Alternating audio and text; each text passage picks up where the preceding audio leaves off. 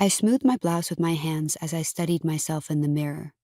I let out a sigh as I took in my reflection, critiquing with a harsh eye. The gray tweed skirt I found on sale last week dug into my stomach even after I tried doing squats and various exercises to get it to give a little. I must have looked ridiculous, huffing and puffing on my bed, trying to squeeze the dang thing on. Thankfully, I lived alone and no one was there to bear witness. I gave myself one more glance in the mirror and shrugged. I guessed I just had to suck it in and smile through the pain of a size 8. It was a wishful thinking purchase and one that I needed to make for this afternoon's meeting. I had to look the part of a professional businesswoman, even though I was really more of a sweatpants kind of girl who worked for a nonprofit. It wasn't the most glamorous job, but it was a passion, an underpaid one at that. Hence my tiny Brooklyn loft that could pass as a closet. It was cramped, but it was cozy. I didn't need much. Anyway, I didn't take this job for the money. I took it to help those in need, and I reminded myself of that as I grabbed my purse from the kitchen counter and looked back at the brick-walled box I lived in. Locking the door behind me, I startled at something brushing against my legs. I jumped back and looked down, expecting to see a rat, but it was just my landlord's cat, Beatrice. I let out a little sigh of relief and bent down to run my hand across her smooth coat. She purred with pleasure and closed her eyes. "Beatrice!" I heard echoing up the stairwell.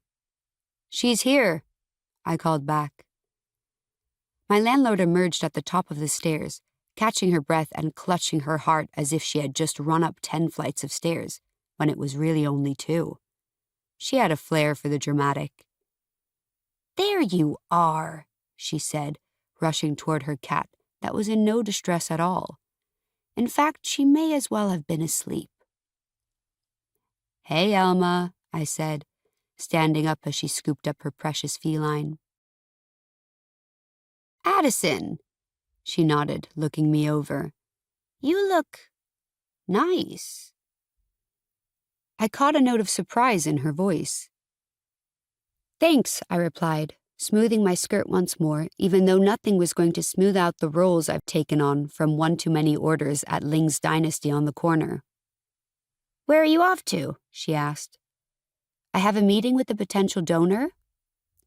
"Anyone I would know?" Elma asked, raising a curious brow. She did love to be in everyone's business. She was a 50-year-old woman who lived alone with her cat. I didn't mind entertaining her, though. I figured it was the least I could do for not raising rent on my loft like the other surrounding buildings. "Daniel Jacobs?" I asked with a shrug, even though I knew the reaction that would elicit. At the name, Elma nearly drops Beatrice, who wakes up with a start, her paws jutting into the air like she'd been electrocuted. Another one with a flair for the dramatic. The two are made for each other. "The Daniel Jacobs?" she asked. "Yeah, I guess. The bigwig on 5th Avenue? "Do you even know what you're walking into?" she asked with a narrow voice. I thought I did. My boss had provided me with a lengthy portfolio to study Daniel Jacobs.